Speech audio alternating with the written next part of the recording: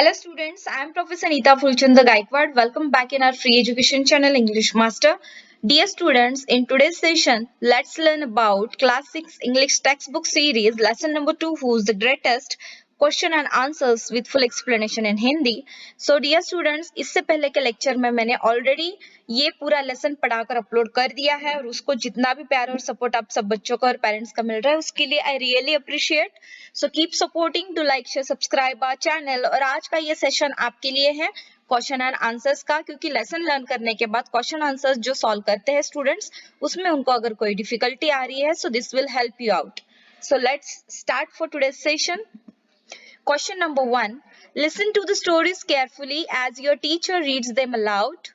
Note down the new words, ideas or concepts. Discuss them in the class. So let me explain कि question number 1 जो है, this is the activity जो आपको activity करना है.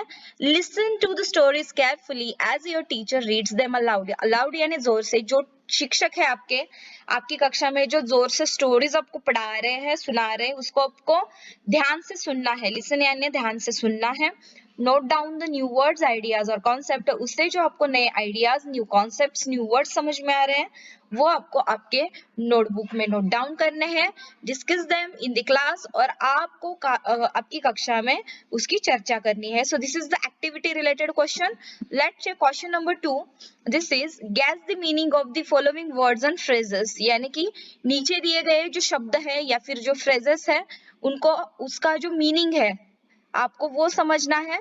तो मैंने यहाँ पर एक तो इंग्लिश एंड देन हिंदी में दोनों में एक्सप्लेनेशन दिया है. So let's learn. Number 1, untold wealth. Untold wealth का अर्थ है बच्चों wealth that is too great to measure. Measure यानी मापना और वेल्थ का मतलब होता है जो धन या फिर संपत्ति है. अनटोल्ड वेल्थ का मतलब है कि धन जो मापने के लिए बहुत अधिक है, यानी बहुत ज्यादा धन या पर संपत्ति आपके पास होना, इसको कहते हैं untold wealth. So option number B जो दिया है that is closest to the emperor's heart. Emperor यानी कि जो सम्राट, जो राजा होता है. क्लोजेस्ट यानी कि सबसे नजदीक. तो इसका अर्थ यहाँ पर दिया है most love by the emperor, यानी कि सम्राट का सबसे प्रिय. नंबर सी, ग्रेव ऑफेंस यानी क्या, सीरियस क्राइम. ऑफेंस का मतलब होता है क्राइम यानी कि अपराध, एंड ग्रेव ऑफेंस का मतलब है सीरियस क्राइम यानी कि गंभीर अपराध. बैनिश, बैनिश का मतलब है to order someone to leave a place, यानी किसी को अगर वो किसी जगह पर खड़ा है तो वो जगह छोड़ के जाने के लिए आदेश देना है. सो इसको क्या कहते हैं, banish. To order someone to leave a place, it means किसी को जगह छोड़ने का आदेश देना. Question number 3, say with reasons whether the following statements are true or false. यानी कि इसका अर्थ है आपको यहाँ पर नीचे जो स्टेटमेंट्स यानी जो वाक्य दिए हैं सो वो आपको गलत लगते हैं. तो क्यों गलत लगते हैं, you have to correct it. अगर आपको सही लगते हैं so then you can say true. Okay, so let's check. Number A, Akbar wanted to punish the person who pulled his mustache. mustache यानी कि मूछें. अकबर उस व्यक्ति को दंडित करना चाहता था जिसने उसकी मूछें खींची थी. सो इसका आंसर है फॉल्स. फॉल्स का मतलब है गलत. So let's correct the sentence. So देखिए कि करेक्ट आंसर क्या है. Akbar did not actually want to punish the person who pulled his mustache. कि अकबर उस इंसान को यानी कि दिल से कोई भी सजा नहीं देना चाहता था. He just wanted to test his courtiers and hear what they had to say. उसको सिर्फ यही सुनना था कि वो इंसान उसके बारे में क्या एक्सप्लेनेशन देता है या फिर क्या उसका कहना है. ठीक है, so let's check number B. Akbar thought he was greater than God. यानी कि अकबर ने क्या ये सोचा कि वह भगवान से बड़ा है. So जैसे कि मैंने लेसन में आपको ऑलरेडी पढ़ाया है, as per that answer is false, यानी कि ये भी स्टेटमेंट गलत है. So let's correct it. It was Akbar's courtiers who said that he was greater than God. They said this to flatter Akbar and get some favors from him. यानी कि जो भी प्रजा है, प्रजा अकबर को कहती थी कि आप भगवान से बड़े. क्यों कहती थी, क्योंकि उनको उनसे कुछ तो मतलब था, उन राजा से कुछ तो उनको चाहिए था, इसके लिए वो वैसा करते थे. ठीक है, अकबर खुद नहीं सोचता था कि वो भगवान से बड़ा है, सो प्रजा सोचती थी. Number C, Birbal thought Akbar was greater than God, क्या बीरबल ने अकबर को भगवान से बड़ा माना? एज पर आर यानी कि जो भी हमने पढ़ा है सिलेबस में, so as per that this is the false statement. So what is the correct statement? So correct one is Birbal knew that God was greater and he proved this very well without displeasing the emperor. यानी कि बीरबल को पहले से पता था कि भगवान सबसे बड़ा है और उसने ये बहुत ही सहजता से राजा जो सम्राट था उसके सामने ये बात प्रूव कर दी, यानी कि बता दी. Number 4, question number 4, write a sentence each about 3 of your friends. Each time you should say what your friend cannot do and yet pay a compliment to your friend. यानी कि write a sentence each about 3 of your friends. आपके किसी भी 3 मित्रों के बारे में आपको एक एक सेंटेंस लिखना है. Each time you should say what your friend cannot do. हर बार आपको वह कहना चाहिए जो आपका मित्र नहीं कर सकता. एंड एट, और फिर भी pay a compliment to your friend, और फिर भी उसको आपको अपने फ्रेंड की प्रशंसा करनी है. कॉम्प्लीमेंट देना यानी प्रशंसा करना. सो आंसर देखते हैं. मेनी स्टूडेंट्स, यहाँ पर मैंने 3 एग्जांपल्स दिए. Let me explain in Hindi also. So just right it down in your notebook. Number A, Many students do it, but my friend Rahul just cannot cheat during exams. बहुत सारे बच्चे cheating करते हैं exam के time पे, लेकिन मेरा जो राहुल नाम का मित्र है वो ये परीक्षा के दौरान नहीं कर सकता. सो ये एक प्रकार का कॉम्प्लीमेंट हुआ ना, राइट. बी है, however upset he is, Tanmay cannot be rude to anybody. Rude होना यानी क्या कि हम गुस्से में जो चिल्लाते हैं, किसी से बुरा बर्ताव करते हैं, लाइक दैट. कि तन्मय कितना भी अपसेट हो, उसका मूड कितना भी खराब हो, लेकिन वो किसी से भी बदतमीजी से पेश नहीं आता है. सो ये भी क्या हो गया, तन्मय के लिए कॉम्प्लीमेंट हो गया. Okay. So number C, Reema just cannot tolerate cruelty towards animals. Reema को अगर आप किसी जानवर को परेशान करते हो तो वो बिल्कुल भी अच्छा नहीं लगता. So these are the 3 sentences जो आपके लिए यहाँ पर दिए गए हैं. सो इसको आपको नोटबुक में लिखना है और समझ भी लेना है. Question number 5, right a short note on emperor Akbar. कि जो भी हमने इस लेसन में पढ़ा है कि बादशाह अकबर पर हमको एक संक्षिप्त टिप्पणी लिखनी है. सो एक छोटा सा पैराग्राफ यहाँ पर मैंने प्रिपेयर कर दिया है. So let's learn it.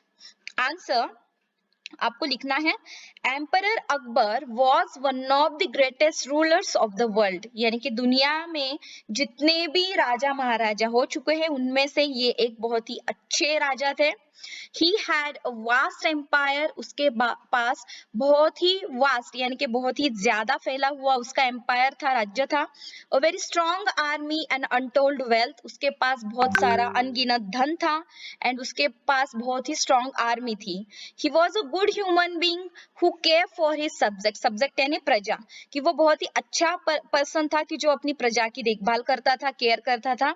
He had great respect for scholars, writers, poets and artists belonging to different religions.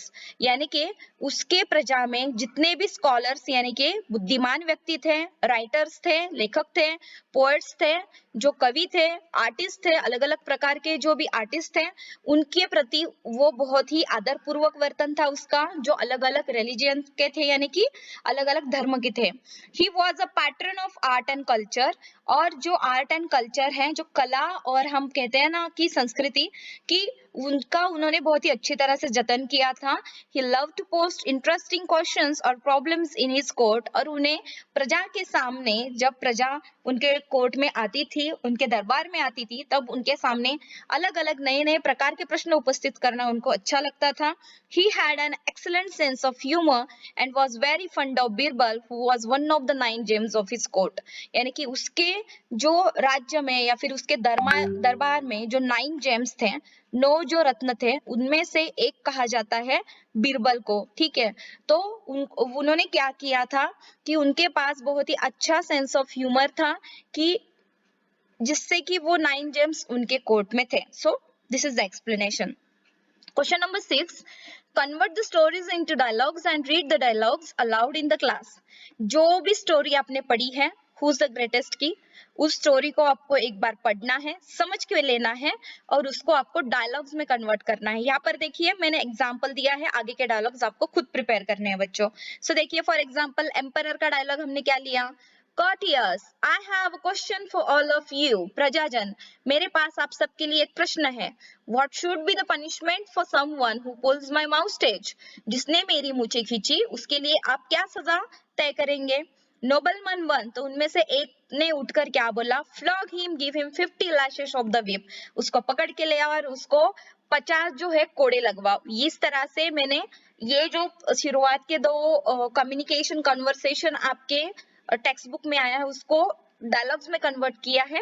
इसके आगे का जो है वो आपको खुद बनाना है। ओके, तो चलिए नंबर 7 देखते हैं। Question number 7, form pairs and make a pair presentation of any of the two stories. To do so, each person presents only one sentence at a time and the next one is immediately presented by the partner. Each person in the pair presents alternate sentences without breaking the flow of the narration. ठीक है students, तो आपके यहाँ पर क्या करना है कि आपको आपके फ्रेंड के साथ एक जोड़ी में विभाजित होना है।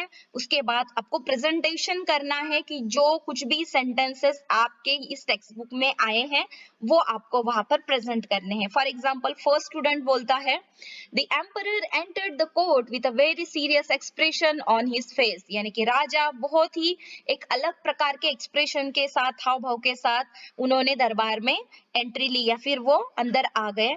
तो आपका जो पार्टनर है वो कहेगा, as soon as he was seated he said that he had a question for his courtiers, यानी कि जैसे ही वे अपने गद्दी पर जाकर बैठे उन्होंने सभी प्रजाजनों को एक क्वेश्चन पूछा।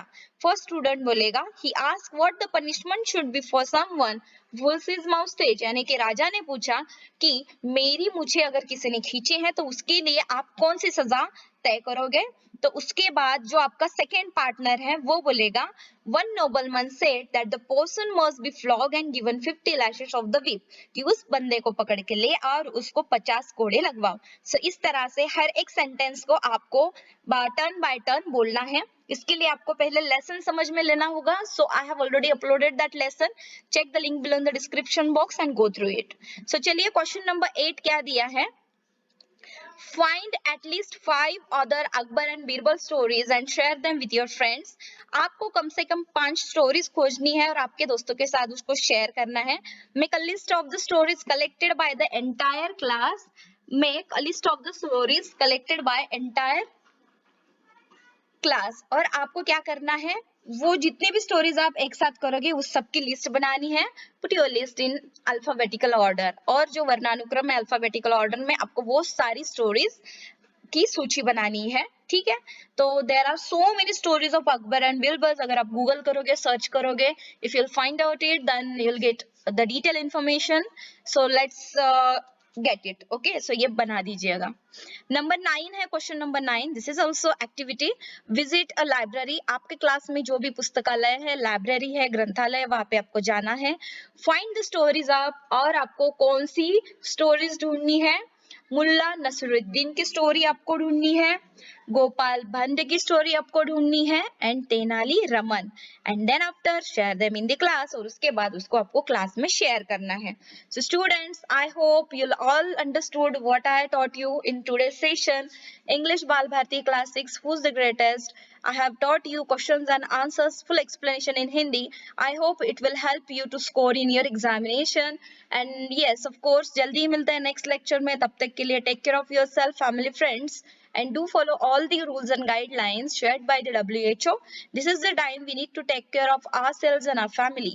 So let's अभी जल्दी मिलते हैं next lecture में। तब तक के लिए take care and bye bye. Thank you.